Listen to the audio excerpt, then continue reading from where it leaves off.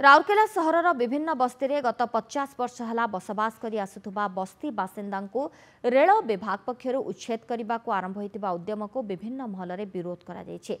बस्ती बासिंदा को थैथान करबा परे उच्छेद करबा पई बस्ती बासिंदा दाबी करिसेंति। बिजु जनता दल पक्षर बस्ती उच्छेद को विरोध करा जिबा सहित प्रधानमंत्री आवास योजना रे बस्ती बासिंदा को घर जोगाई दे थैथान करबा परे उच्छेद करबा पई दाबी होइछि। वर्षा दिन रे कुआडे जिबे भाबे बस्ती बासिंदा भयभीत होई जाइछंती। तृतीय रेल लाइन निर्माण को बस्ती बासिंदा विरोध करुनथिले भी बासगृह जोगाई दे थैथान करबा परे बस्ती उच्छेद करबा पई बस्ती बासिंदा दाबी रखिछंती।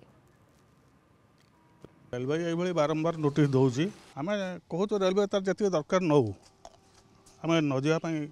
कि आमको कौटे स्थायी बासिंदा भाई घरटे दि जापर वर्षा दिन आम पिला धरिक अच्छु कुआड़े जीवु आज्ञा दुखर विषय थैथान आप तो जानते सुप्रीम कोर्ट ऑर्डर देती शारदा नायक भी आम बहुत बहुत किसी माने ये कर आमको थैथान कोठी करा जाऊ आ ये वर्षा दिन रे आमे माने कौन करिवो आमे एटी बहुत सब जे भी अच्छा दिन मजूरिया सब अच्छा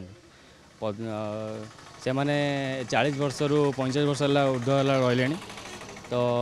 रेलवे जो नोटिस देइछि आमे रेलवे रो डेवलपमेंट काम को आमे विरोध करूनु